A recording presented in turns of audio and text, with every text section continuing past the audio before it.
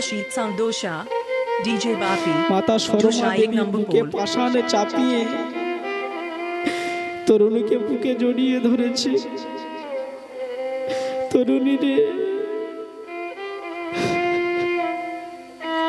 তরুণী তুই যুদ্ধ করতে যাবি?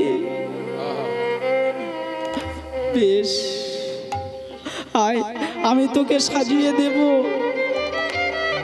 এই বলে মা আমার নয়ন জলে বক্ষ ভাসিয়ে তরুণীকে সাজাচ্ছে। কেমন ভাবে সাজাচ্ছেন? তার সর্বঙ্গে সর্বঙ্গে লিখে দিল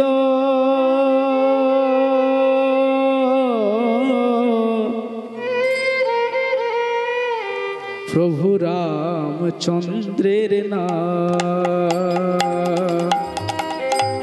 প্রভু রামচন্দ্রের নাম। সর্বঙ্গে রামচন্দ্রের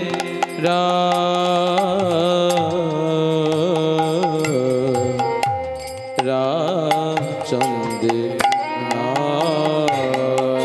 তরুণী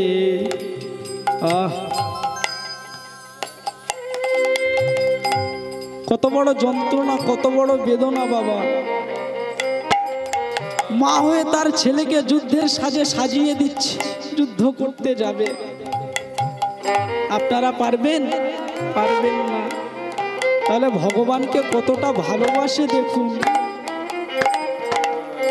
তার সর্বঙ্গে লিখে দিল রাম রাম তার সর্বঙ্গে লিখে দিল রাম রাম নাম। সর্বঙ্গে রাম নাম রাম নাম রাম নাম লিখে দিয়েছে সর্বঙ্গে। তার সারাটি শরীরে রাম নাম লিখে দিয়েছে। এবার রাম নাম যেই লিখে দিয়েছে, তরুণী বলছে মা আমি তো যুদ্ধে যাব, তুমি আমায় আশীর্বাদ করবে না?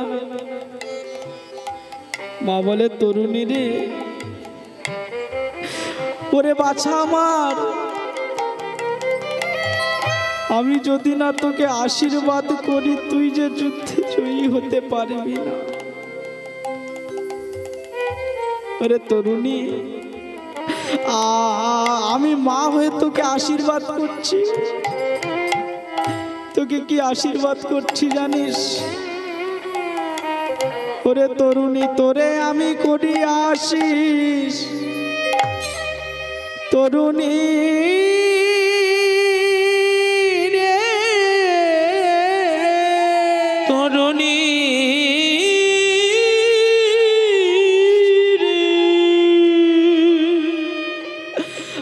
আমি মা হয়ে তোরে করি আশিস। এই রাক্ষস কুলে যেন তুই আর না ফিরে আসিস। রাক্ষস কুলে যেন তুই আর না ফিরে আসিস।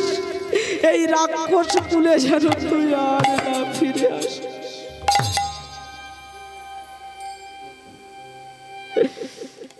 মা আশীর্বাদ করলে। তরুণী সে মায়ের কাছ থেকে বিদায় নিয়ে চলে গেলেন। যুদ্ধক্ষেত্রে এসে চিৎকার করে বলছে, কোথায় রাম, কোথায় রামচন্দ্র? আমার সম্মুখে এসো, আমি এই মুহূর্তে তোমার সঙ্গে যুদ্ধ করতে চাই। অদূরে বাবা প্রভু রামচন্দ্র দাঁড়িয়ে আছে। অদূরে রামচন্দ্র দাঁড়িয়ে আছে। লক্ষণকে বলছে, লক্ষণ কে এই বালক শিশু? লক্ষণ পাশে থেকে বলে উঠছে, দাদা এটা হলো মায়া, তুমি বিলম্ব করো না, তুমি এই মুহূর্তে তোমার বাণের দ্বারা ওই বালক শিশুকে বধ করে দাও। ভগবান তো অন্তর্যামী, ভগবান সবই জানেন, কিন্তু তিনি সব জানলে কি হবে? তাকে তো ভক্তকে কৃপা করতে হবে, রাক্ষসকুল হতে উদ্ধার করতে হবে। তা ভগবান লক্ষণ বলছে, দাদা এটা হলো মায়া। মায়া, তুমি মায়ায় আসক্ত হইও না, তুমি এই মুহূর্তে বাণ নিক্ষেপ করো। রামচন্দ্র একখানি বাণ তুন থেকে নিয়ে বাণ ছেড়ে দিয়েছে। ছুটতে ছুটতে ছুটতে ছুটতে বাণ তরুণীর অঙ্গে যেই লাগলো, ভগবান তো বাবা ভক্তের অঙ্গে লেগেছে, তরুণীর অঙ্গে লাগলো, তরুণীর কিছু হলো না। প্রভু রামচন্দ্র আমার স্তম্ভিত হয়ে গেল। এ কি, এই যে বালক শিশু, এর উপরে আমি বাণ নিক্ষেপ করলাম, কিন্তু এই বালক শিশুর কিছু হলো না। এ কেমন শিশু? এ তো তাহলে কোনো সাধারণ শিশু নয়।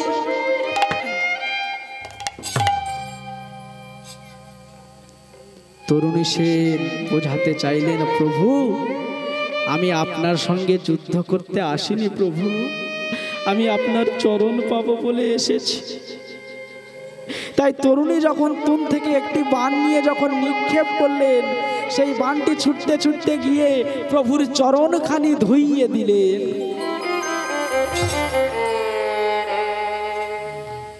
প্রভু রামচন্দ্র বললেন, লক্ষণ আজ পর্যন্ত তো এমন কোনোদিনও ঘটে নাই। ওই বালক শিশু যে বাণ নিক্ষেপ করলো, সেই বাণ এসে আমার চরণ ধুইয়ে দিল, এ তো তাহলে সাধারণ কোনো বালক নয়। লক্ষণ আবারও বলে উঠলেন, দাদা তুমি মায়ায় আসক্ত হইও না, এ হলো রাক্ষস জাতির মায়া। হরি বল।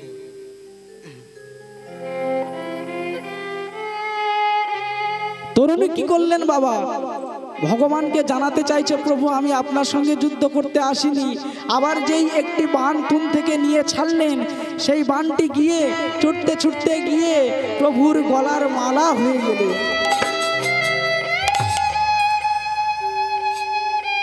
আর প্রভু রামচন্দ্র বাণ নিক্ষেপ করলেন, তরুণীর অঙ্গে লাগলো না। তাই ভগবান বলেছেন, নাম নামি অভেদ। আমি ভগবান, আমা হতে আমার নাম বড়, আর নাম হতে ভক্ত বড়। যে ভক্ত আমায় ডাকার মতো ডাকিতে পারে, আমি তার ভববন্ধ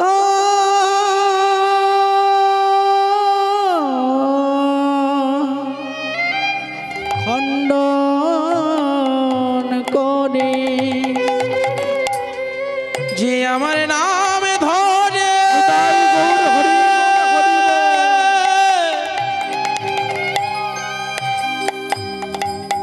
ডাকিতে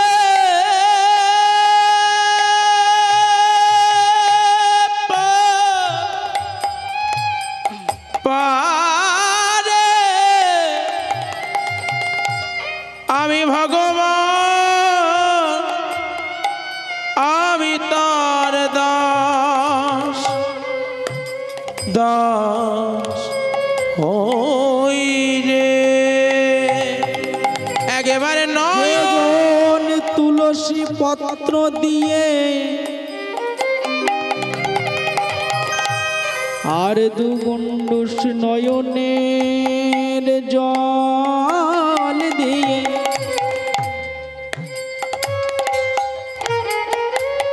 প্রভু কৃপা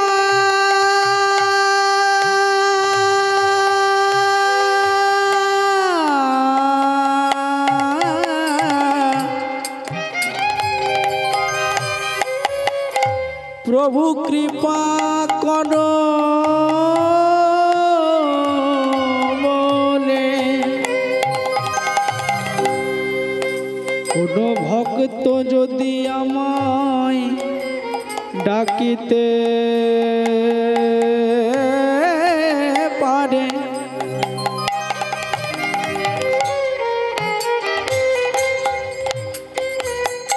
প্রভু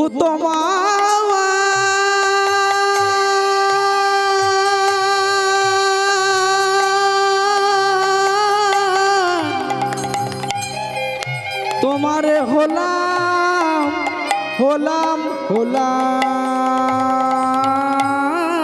বলে মনে তুলসিয়া গৌর হরি বল হরি বল। একটু নয়ন চলে চলে চলে আমায় যদি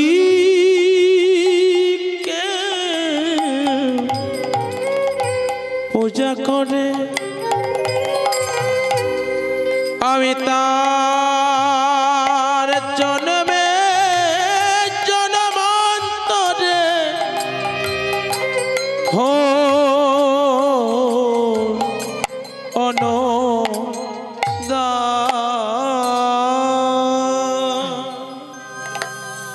ভক্ত আর ভগবানের যুদ্ধ বেঁধে গেছে,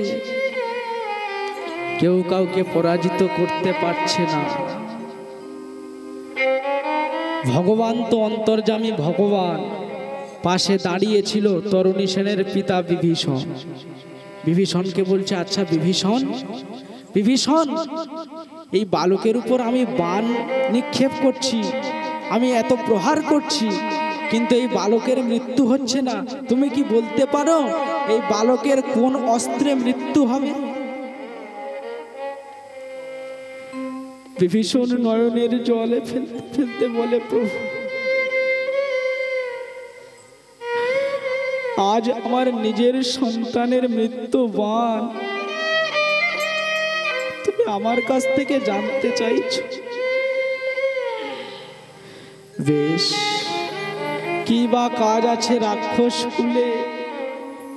মানুষ জন্মালে একদিন তাকে মরতে হবে, তার চেয়ে যদি তোমার হাতে তার মৃত্যু হয় তাহলে তোমার চরণ অনায়াসে পেয়ে যাবে। নিতাই গৌর হরি বল হরি বল হরি বল। বিভীষণ কাঁদতে কাঁদতে বলে, প্রভু এই বালকের যেমন তেমন কোনো বাণে মৃত্যু হবে না, এর একমাত্র মৃত্যু হবে কোন বাণে জানো? এর মৃত্যু হবে বৈষ্ণব বাণে। যেই না এমন কথা বললেন, ভগবান আমার বিলম্ব করলেন না, সঙ্গে সঙ্গে বৈষ্ণব বাণকে আহ্বান করলেন। আর যেই না বৈষ্ণব বাণকে আহ্বান করে তুন থেকে তীরটি ছুঁড়ে দিয়েছে, সঙ্গে সঙ্গে ওই বাণ গিয়ে গিয়ে গিয়ে ওই তরুণী সেনের মস্তকে লাগলো, আর মস্তক হটে তার মুন্ডটি ছেদন হয়ে গেল। আর যেই না তার দেহ থেকে মস্তকটি ছেদন হয়ে পড়ে গেল, সঙ্গে সঙ্গে সেই কাটা মুন্ডটি কি বলছে? রঘুপতি রাঘব সীতারাম, রঘুপতি রাঘব সীতারাম, রঘুপতি রাঘব সীতারাম, রঘুপতি তাই গৌর হরি বল হরি বল।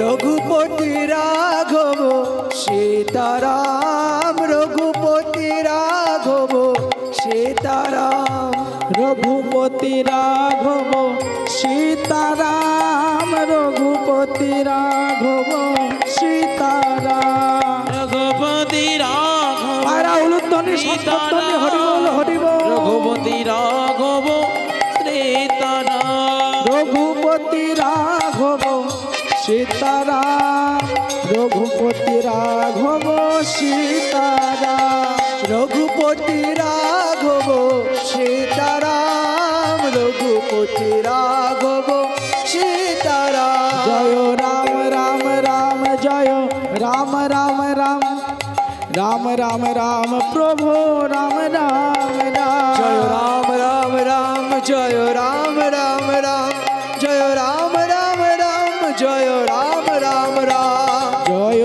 রাম রাম রাম প্রভু রাম রাম রাম, রাম রাম রাম প্রভু রাম রাম রাম। জয় রাম রাম রাম প্রভু রাম রাম রাম, জয় রাম রাম রাম প্রভু জয় জয় রাম। জয় রাম রাম রাম প্রভু রাম রাম রাম। জয় রাম রাম রাম প্রভু রাম রাম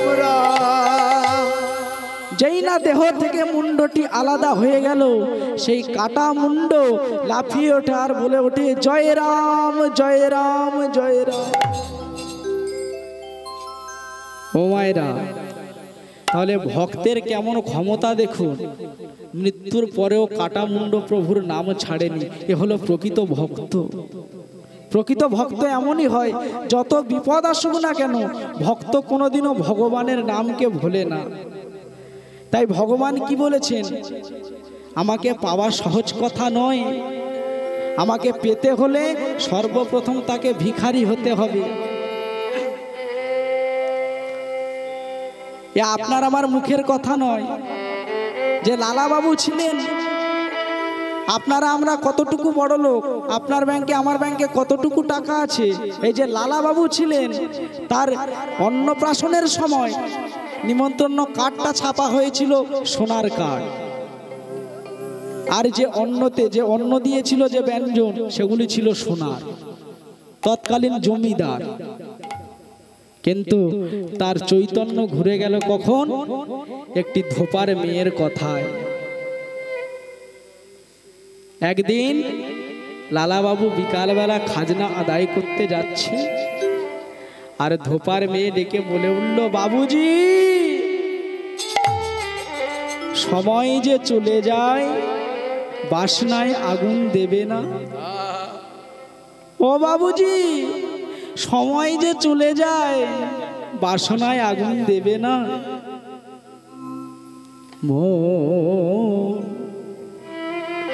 চলো নিজ নিকেতনে,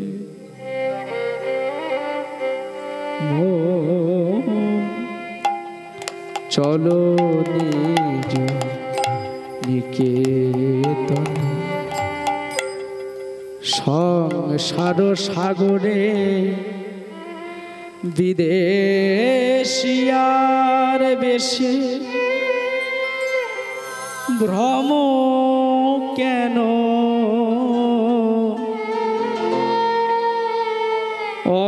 অবিরত মন চলো নিজ নিকেতনে, চলো নিজ নিকেতনে। মায়ার সংসারে আমরা সবাই এসে পড়েছি। টাকা আমার, পয়সা আমার, গাড়ি বাড়ি আমার, স্ত্রী পুত্র স্বামী সন্তান সবাই আমার। কিন্তু আমি কোনোদিনও বুঝলাম না দয়াময়, এ জগতে সবাই যদি আমার হবে তাহলে প্রকৃতপক্ষে আমি কার? সবাই যদি আমার আপনজন হবে তাহলে আমার আপনজন কে? তাই গানের মাধ্যমে বোঝালেন স্বামী বিবেকানন্দের লেখা গান, ওই পারে তোর বসত বাড়ি। আহা কত সুন্দর কথা। মন, তোর আসল বাড়ি এইটা নয়, তোর আসল বাড়ি কোনটা জানিস? তবে শোন, ওই পারে তোর বসত বাড়ি, এই পারে তোর বাসা। দিন দুই তিনেকের জন্যে রে মন, তোর মিছেই ভবে আসা। দিন দুই তিনেকের জন্য আমাদের ভবে আসা। এই ভবের মাঝে আমরা মিছামিছি খেলা করে চলেছি, কিন্তু যার জন্য প্রকৃত কাঁদবার দরকার তার জন্য আমরা কোনোদিনও কাঁদি না। আমরা যতক্ষণ না বিপদে পড়ি ততক্ষণ কিন্তু ভগবানের কাছে ছুটে যাই না। আমাদের একটা রীতি আছে, যখন সুখের সময় ভগবানকে আমরা চিনি না, আর যখন বিপদ পড়ে তখন ভগবান কৃপা করো, তুমি করুণা করো, তুমি আমার রোগকে ভালো করে দিও, আমায় এই কষ্ট থেকে মুক্তি দাও, এমন বাসনা আমরা করে থাকি। কিন্তু সুখের সময় কোনোদিনও তারে ডাকি নাই। তাই স্বামীজি কত সুন্দরভাবে বুঝিয়ে গেলেন, ওরে মন তুই আমার করছিস কেন? তোর আসল বাড়ি কোনটা? এ মন তোর আসল বাড়ি কোনটা? এটা তোর আসল বাড়ি নয়। তোর আসল বাড়ি কোনটা জানিস? তবে শোন, ওই পারে তোর বসত বাড়ি, এই পারে তোর বাসা। দিন দুই দিনের জন্যে রে মন তোর মিছেই হবে আশা। এ বিষয় পঞ্চক আর ভূতগণ,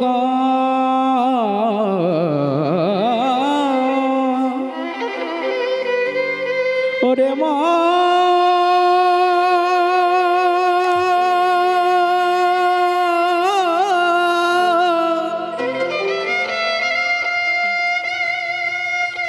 ওরে মন রে, ওরে মন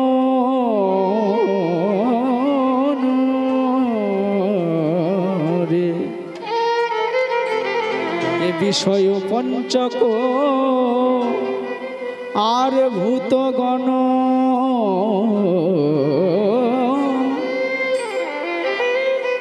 এ সবই যে মিছে, কেন ছুটি সকার?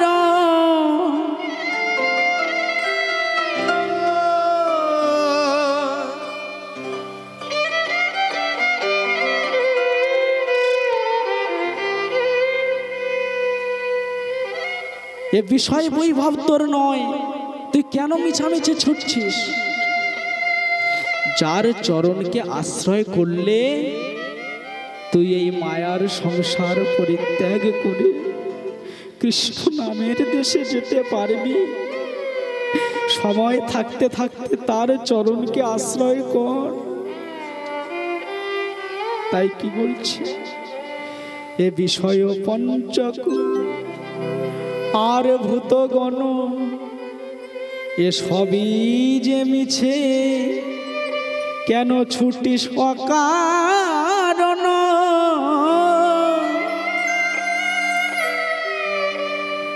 তা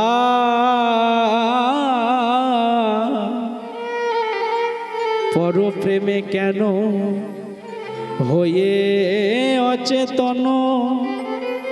ভুলিস রে তো আপন জনে, মন চলো নিজ নিকেতনে, মন চলো নিজ নিকেতনে। অনেক দূরের পথ, তাড়াতাড়ি চল, সময় নষ্ট করিস না।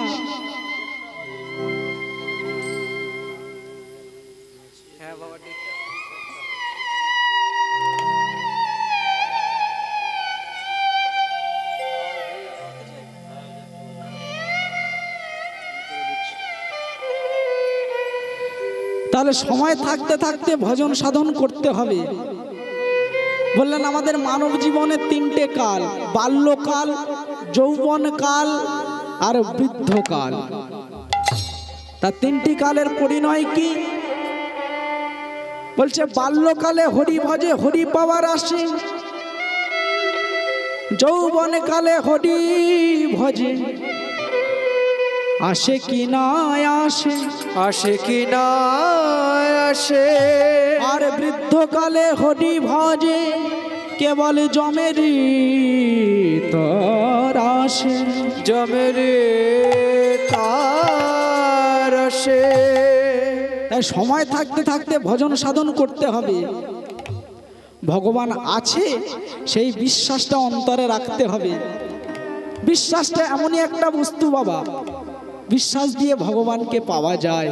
যদি প্রকৃত বিশ্বাস থাকে, প্রকৃত যদি ভালোবাসা থাকে। কেন? এই বিশ্বাসটা কত বড় বস্তু দেখুন।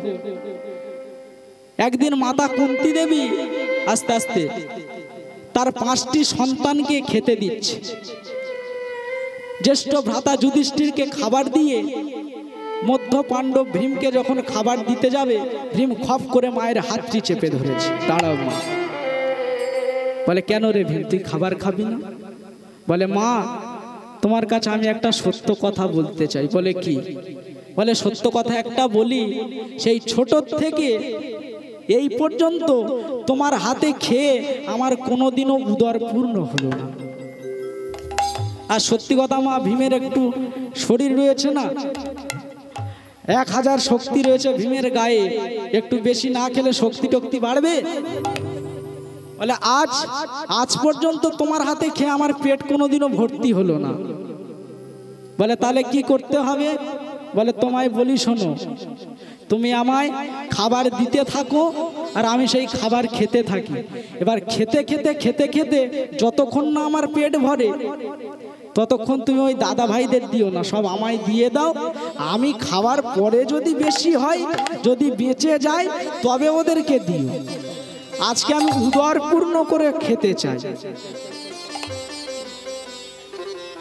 যেই এমন কথা বললেন, মাতা কুন্তী দেবী উঠে পড়েছে।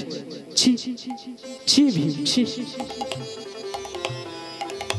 এখন আমি বুঝতে পারছি যে তুই সেই ছোট থেকে আর এই পর্যন্ত খেতে শিখেছিস, কিন্তু কাজের কাজ কিছু করতে পারিস। যেই মাতা কুন্তী এমন কথা বললেন, ভীম খাবার থালা থেকে উঠে পড়েছে। বলে মা, তুমি ঠিক বলেছ। কিরে ভীম, তুই খেলি না? বলে না মা, আমি খাবো না।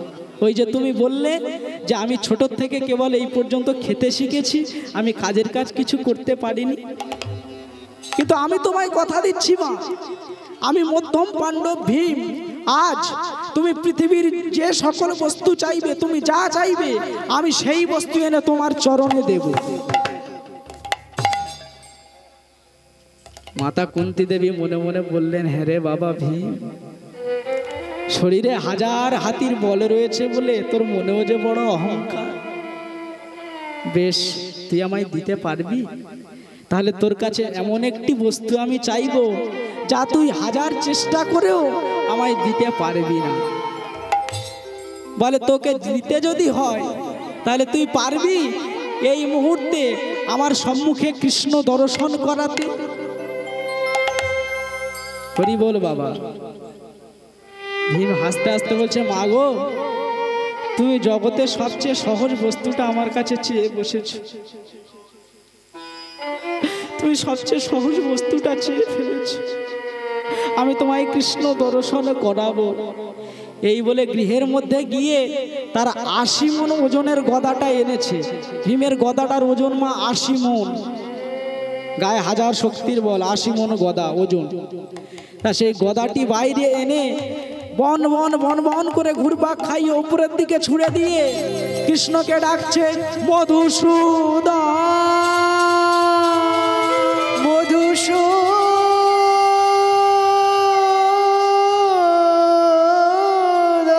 একবার দেখা দা, দেখা দা,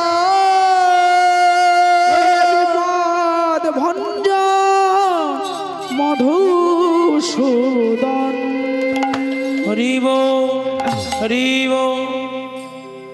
ভগবান বাবা সবে দ্বারকায় রাজমহলে প্রবেশ করতে যাবে কি, রুক্মিণী সত্যভামা তারা সবাই থালায় জল নিয়ে রয়েছে, প্রভুর চরণকে ধোয়াবে। যেই না পদার্পণ করতে যাবে, আর এদিকে ভীম তো এদিকে বিপদ সৃষ্টি করেছে। এখন ভীমের যদি কিছু হয়ে যায় তাহলে ধর্মরাজ্য প্রতিষ্ঠা করবে কে? দুর্যোধনকে মারবে কে? দুঃশাসনকে মারবে কে? শাস্তি দেবে কে? এখন ভগবানের যেই না চরণ ধোয়াতে যাবে, ভগবান বললেন, দাঁড়াও রুক্মিণী, দাঁড়াও সত্যভামা, দাঁড়াও দাঁড়াও দাঁড়াও, আমার চরণ ধুই আর কোনো লাভ নেই। কেন প্রভু, তুমি তো এক্ষুনি এলে, তোমার চরণ ধোয়াতে বারণ করছো কেন? বলে তাকিয়ে দেখো ওই হস্তিনাপুরের দিকে, মধ্য পাণ্ডব ভীম সে যে বিপদ সৃষ্টি করে আমায় ডাকছে। আরে আমি হলাম এ বিপদ ভঞ্জন মধুসূদন, মধুসূদন।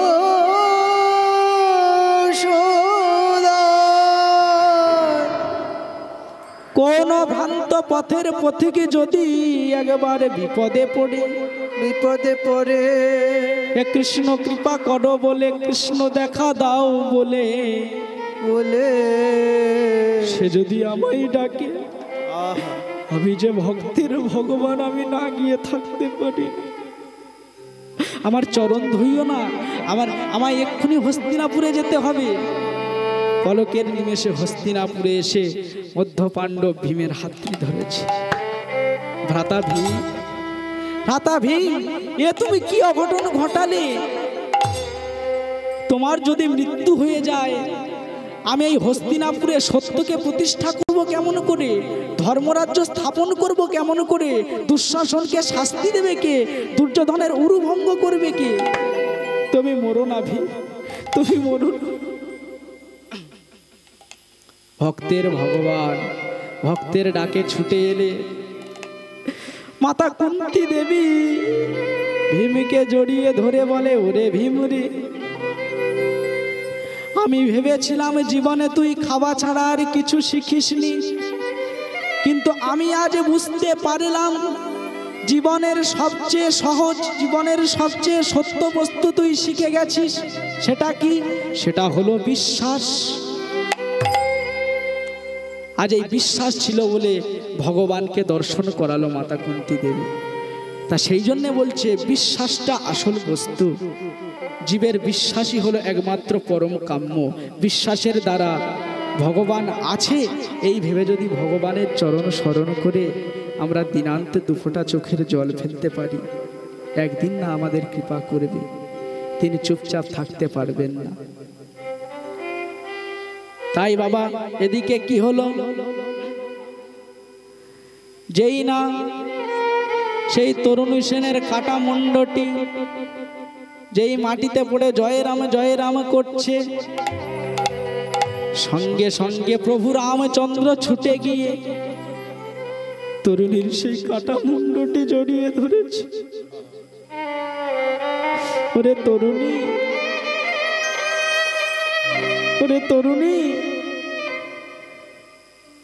আমার তীরের আঘাতে তোর মৃত্যু হয়ে গেল, কিন্তু মৃত্যুর পরেও তুই আমার নাম ছাড়লি না। তুই আমার কত বড় ভক্ত রে তরুণী।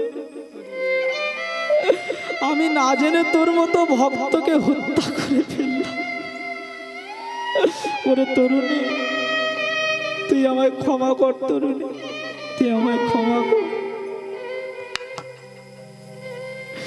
কিন্তু তরুণী, আমি হলাম ভক্তের ভগবান, আমার হাতে তোর মৃত্যু হয়েছে বটে, কিন্তু আমি তোকে আশীর্বাদ করলাম তরুণী, যে মৃত্যুর পরেও সুবল বলে। আস্তে আস্তে আস্তে, সুবল শব্দের অর্থ কি মায়েরা বুঝে নেবেন। সু শব্দের অর্থ সুন্দর, বল শব্দের অর্থ ভাষা। তা ভগবান বললেন যে ভক্ত মৃত্যুর পরে সুবল বলে, সুন্দর ভাষা বলে, ভগবানের নাম করে, আমি ভক্তের ভগবান, তোকে আমি আশীর্বাদ করলাম। আগামী দাপর যুগে বৃন্দাবনে আমি যাব, বৃন্দাবনে গিয়ে আমি লীলা করব। আমার 24 জন সখা হবে, তার মধ্যে তুই হবি আমার একনিষ্ঠ সখা, তুই হবি আমার মরম সখা, তোর নাম হবে সুবল সখা। নিতাই গৌর হরি বল, হরি বল, হরি বল।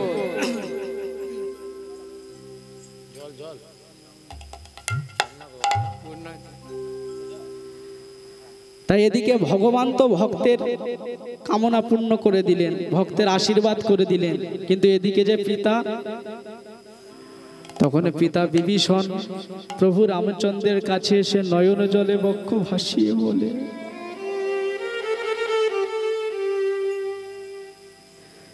প্রভু গো, তুমি তো ভক্ত হারিয়ে ভক্ত পেলে, কিন্তু আমার দিকে তাকিয়ে দেখুন প্রভু, আমি জনমের মতো পুত্র হারা হয়ে গেলাম। আমি জনমের মতো প্রহারা হয়ে গেলাম। পুত্র হারা হয়ে গেল। আমি জনমের মতো পুত্রহারা হয়ে তাই গৌর হরি বল হরি বল। আমি জনমের মতো পুত্রহারা হয়ে গেলাম। আমার তরুণী তোমার হরি বল হরি বল। আমার তরুণী তোমার পরম ভগত আমি পুত্র হারা হয়ে গেলাম। আমার তরুণী তরুণী একবার কথা বল, একবার আমায় বাবা বলে ডাক তরুণী। হয়ে গেল আমি জনমের মতো পুত্রহারা হয়ে গেলাম। তুমি ভক্ত হারায়ে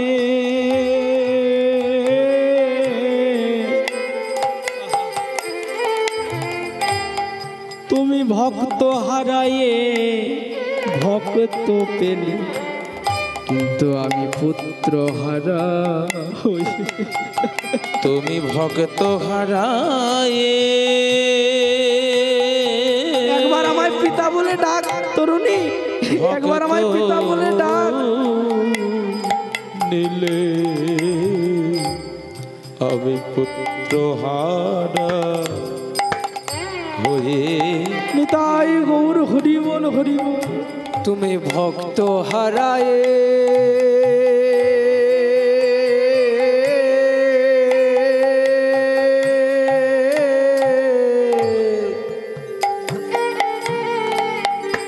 ভক্ত পেলে,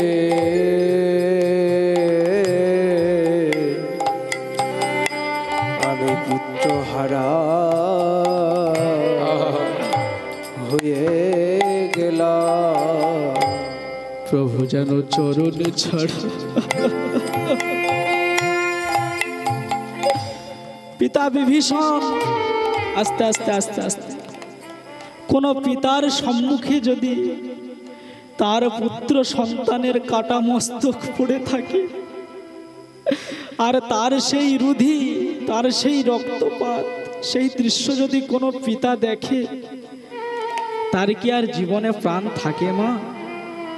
তাহলে স্বয়ং বিভীষণ দাঁড়িয়ে আছে, তার সম্মুখে, তার সামনে তার ছেলে, একটি মাত্র ছেলে তরুণী সেন, তার কাটা মুন্ডটি পড়ে আছে।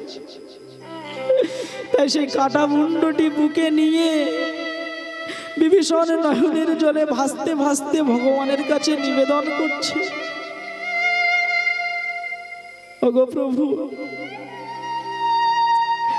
এই রাক্ষস কুলে যে তোমার কাছে এসেছে সবাই তো মুক্তি পেয়েছে। আমার পুত্রকে মুক্তি দেওয়ার জন্যে আমি আমার এই হৃদয়ে পাষাণ চেপে পরে মৃত্যুবান আমি তোমায় বলেছি, কেন না যাতে এই রাক্ষস কুল থেকে মুক্তি পায়। আর তোমার হাতে যখন ওর মৃত্যু হয়েছে, তুমি ওর চরণ ছাড়া করো না প্রভু, তোমার কাছে আমার এই নিবেদন। বিভীষণ কাঁদলেন, ভগবান বললেন, বিভীষণ তুমি কেঁদো না, আমি যখন কথা দিয়েছি তখন আগামী দাপর যুগে ওই আমার একনিষ্ঠ পারিষদ আমার মরম সখা হবে। আমি যতগুলি লীলা করব বৃন্দাবন মাঝে, আমি সেই লীলার প্রধান উপদেষ্টা, প্রধান সহচর হিসেবে আমি ওর কাছে সব গোপন কথা, ওর কাছে সব গোপন তথ্য বলবো, যেগুলো আমি আর সখাদের কাছে বলবো না। মনের যত গোপন কথা সব ওর কাছে খুলে বলবো। তা সেই জন্যে সুবল সখা, সেই ত্রেতা যুগে বিভীষণের পুত্র তরুণী সেন আজ এই দাপর যুগে ভগবান শ্রীকৃষ্ণের মরম সখা সুবল সখা হয়েছে। তাই আজ ভগবানে আমার সেই রাধারানীর বিরহে আজ সেই রাধাকুণ্ডের তীরে অচৈতন্য হয়ে পড়লেন। রসিক নাগর বিরহে কাতর পড়িল ধরণী তলে, মরম যাইনিয়া ব্যতীত হইয়া সুবল করিল কোলে। কানাই অচৈতন্য হয়ে গেছে। তা সুবল সখা কি করবে? কিছু বুঝতে না পেরে সম্মুখে রাধাকুণ্ড, ছুটে গিয়ে তার এই অঙ্গের বসনটি ভিজিয়ে এনে গোবিন্দের চোখে মুখে ছিটায় দিচ্ছে। কেমন ভাবে? ও গো বসন ভিজাইয়া মুখখানি মুছাইয়া, বসন ভেজাইয়া তাই গৌর হরি বল হরি বল। বসন ভেজাইয়া মুখখানি মুছিয়া, ও তার বসন ভিজাইয়া মুখখানি মুছাইয়া, বসন ভেজাইয়া মুখখানে মোচাইয়া, ও তার বসন ভেজাইয়া মুখখানি মুছাইয়া। বসনটি ভালো করে নিগড়ন করেছে, হ্যাঁ, আর নিগড়ন করে মুখখানি মুছাইয়ে দিচ্ছে। সখা তো অচৈতন্য হয়ে গেছে। বসন ভিজাইয়া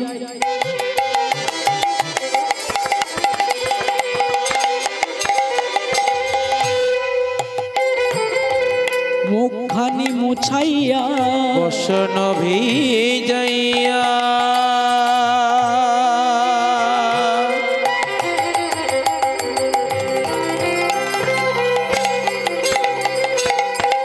মুখখানে মোছাইয়া, কহিছে মধুর বলে, বসন ভিজাইয়া মুখখানে মোছাইয়া, কহিছে মধুর কোলে। আর আচম্বিতে আসি রাধা কুণ্ডে বসি, অচেতন কেন কিবা আচম্বিতে আসি রাধা কুণ্ডে বসি, অচৈতন্য হলে কেন? আচম্বিতে আসি রাধা কুণ্ডে বসি, অচেতন কেন হলে। চম্পিতে আসি রাধা কুণ্ডে বসি, কেন হলে? বলে বলে কানাই কেন মূর্ছা গেলি, বলে বলে কানাই কেন মূর্ছা গেলি? বলি বলে বলে কানাই কেন মূর্ছা গেলি, বলে বলে কানাই কেন মূর্ছা গেলি? বলি ওরে কানাই তোর কিবা হলো, বলে বলে কেন তুই মূর্ছা গেলি। ওরে কানা তাই গৌর হরি বল হরি বল হরি বল। কিবা হলো কেন, কেন বলার মূর্ছা গেলি? তা সুবল সখা কি করবে? রাধাকুণ্ডের তীরে বসনটাকে ভালো করে নিগড়ন করে আর ওই সুবল সখার মুখখানি মুছিয়ে দিচ্ছে। সুবল সখা কানাইয়ের মুখখানি মুছিয়ে দিচ্ছে, বদনখানি। তা যখন কানাইয়ের বদন মুছিয়ে দিলেন, জলের ছিটা যখন চোখে মুখে দিলেন, তখন ধীরে ধীরে কানাইয়ের জ্ঞান ফিরল। জ্ঞান ফিরে সুবল সখার গলাটি জড়িয়ে ধরে বলছে, ওরে সখা, রাধার গাঁথা মালা পড়ে রাধার বিরহ জ্বরে আমার যে এমন দশা হয়েছে। আচ্ছা সুবল, তুই কি আজ আমায় রাধা দর্শন করাতে পারবি না? জানা সখা, একটি বারের জন্য রাধাকে আমায় দর্শন করা না। আমি যে আর প্রাণে ধৈর্য ধরতে পারছি না। রাধা বিরহের জ্বালা যে আমি আর সহ্য করতে পারছি না। সুবল সখা বলে, কানাই, আমি তো তোর কাছে ঋণী আছি রে। আমরা দ্বাদশ রাখাল তো তোর কাছে ঋণী আছি। কেন কেন জানিস না? বন দাবানলে আর বিষ জলে প্রাণদান দিলে তুই, আজ সেধার শুধিব যে বলো বলিবি, আমি তাহাই করিব, আমি তাহাই করিব আমি। ওরে কানাই, রাধার বিরহে তোর এমন দশা, রাধার বিরহে তোর এমন বেদনা। বেশ ঠিক আছে, আমি আর বিলম্ব করব না, আমি দেখি কতদূর কি করা যায়।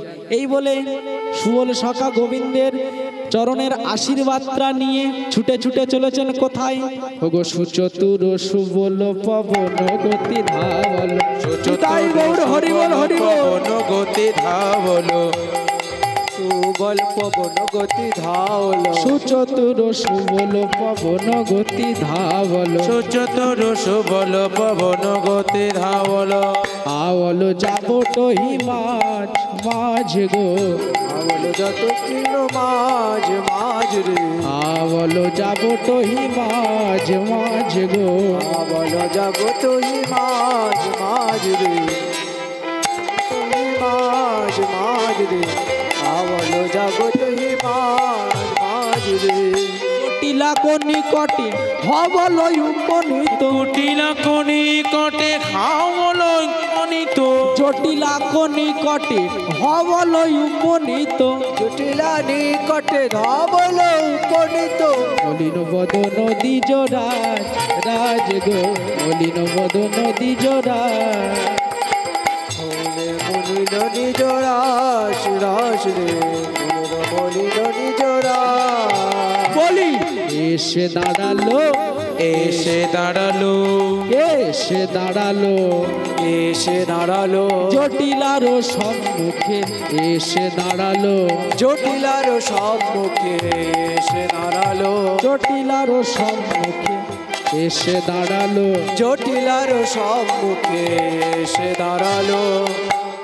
আস্তে আস্তে আস্তে আস্তে সুবল সখা সুচতুর সুবল পবন গতি ধাবল, পবনের গতিতে ছুটতে ছুটতে এসেছে। ভাই কানাইয়ের দশা খারাপ, রাধা বিরহে তো আর সহ্য করতে পারছে না, খালি বলছে রাধাকে দর্শন করা, রাধাকে দর্শন করা, নইলে প্রাণে বাঁচব না। তাই এই জন্যে সুচতুর সুবল পবন গতি ধাবল, মানে পবনের গতিতে ছুটতে ছুটতে ছুটতে ছুটতে এসেছে কোথায়? আর জটিলা ভবনে। এখন মায়েরা, যেখানে বাঘের ভয় সেখানে সন্দেহ হয়, কথাটি বাস্তব কথা। কিন্তু সম্মুখে এসে দেখছে মা জটিলা দাঁড়িয়ে আছে জলজ্যান্ত। এখন সর্বনাশ করেছে, আমি এখন কি বলবো, কেমন ভাবে আমি দিদিকে ঘরের বাহির করব। এই রাধারানীর বদন, মানে রাধারানীর বদন আর শরীরের গঠন যেমন বাবা, ওই সুবলের শরীরের গঠন তেমন। মানে রাধারানী আর সুবল এরা সম্পর্কে জ্যাঠতো খুঁড়তো ভাই বোন, বুঝতে পেরেছেন? রাধারানীর পিতারা 3 ভাই, চন্দ্রভানু, বিশ্বভানু আর সুভানু। তাই এরা জ্যাঠতো খুঁড়তো ভাই বোন। তাই এবার কি হলো না, সুবল সখা মনে মনে ভাবছেন যে কোনো একটা ছলনা তো করতে হবে, যাক বলে আমার তো গৃহের ভিতরে ঢুকতে হবে, দিদিকে বার করতে হবে। তাই এবার কি হলো, আজ সুবল সখা জটিলা মা সম্মুখে দাঁড়িয়ে আছে। জটিলা মা বলছে, এই সুবল, এই সুবল। সুবল বলছে, মা, মা কি হয়েছে বলো মা। বলে, তুই এমন সময় এখানে ঘোরাঘুরি করছিস কেন, তোর কি হয়েছে? বলে, ও মা কি বলবো মা, আমাদের সেই ধবলি নামে একটা গাভী ছিল না, তার কমলি নামে একটা বাছুরি হারিয়ে গেছে গো মা। তা সেই বাছুরি খোঁজার জন্যে মাগো বাছুরি খুঁজে খুঁজে হামে তাই, তাই গৌর হরি বল হরি বল। তাই আয়নো, বাছুরি খুঁজে খুঁজে দাও তো আবরি, বাছুরি খুঁজে খুঁজে হামে তা আয়নো, খুঁজে খুঁজে হামে তা আয়নো। আওলো আরো তো হি মাঝ মাঝ গো, তোর মাঝে মাঝে নো। ও মা, সেই ধবলি নামে গাভী আর তার সেই কমলি নামে বাছুরি হারিয়ে গেছে। তা সেই বাছুরিকে খুঁজতে খুঁজতে খুঁজতে খুঁজতে আমি বুঝতে পারিনি আমি এখানে চলে এসেছি। আর মা গো, তাই এক গেল, আর আমার খুব বড় পিপাসা লেগেছে মা, তুমি যদি একটু দয়া করে আমায় জল পান করাও, তাহলে আমার তেষ্টাটা নিবারণ হবে। তা জটিলা বলছে, তোর মতলব তো খারাপ, তুই কেলে ছড়ার সঙ্গে ঘুরিস, তোকে আমি বিশ্বাস করব কেমন করে? বলে, মা, মা সত্যি কথা, আমার খুব বড় পিপাসা লেগেছে, আমায় জল পান করাও। তা জটিলা মা বলছে, তুই জল পান করবি? বেশ, বলে মাগো আমার পিপাসায় কণ্ঠ জ্বলে যায়, তুমি আমায় এই মুহূর্তে জল পান করাও। আর জল পান করিয়ে কি করবে জানো? বলে মা জীবন বাঁচাও মা, যুগল বাঁচাও মা, জীবন বাঁচাও মা, জীবন বাঁচাও মা, এই জীবন দিয়ে মাগো জীবন বাঁচাও মা, এই জীবের জীবন বাঁচাও বলি মা, এই জীবন দিয়ে সেই জীবন বাঁচাও মা। জীবের জীবন বাঁচাও আস্তে, আস্তে। মা। জটিলাকে বলছে, জটিলা তো বুঝতে পারছে না, কিন্তু সুবল সখা চাতুরালি করে বলছে কি? বলে আমার পিপাসা লেগেছে, তাই জল জল জল পান করাই এই জীবন দিয়ে তুমি সেই জীবন বাঁচাও। মানে রাইধনীকে দিয়ে তুমি কানাইয়ের জীবনকে বাঁচাও, নয়তো কানাই তো অচৈতন্য হয়ে আছে, রাধা রাধা বলে প্রান্তে জীবে। জটিলা বুঝতে পারে না। জটিলা বলে বেশ বেশ বেশ, তা তুই দাঁড়া, আমি ওই রন্ধনশালা হতে তোর জন্য এক গ্লাস জল এনে দিচ্ছি।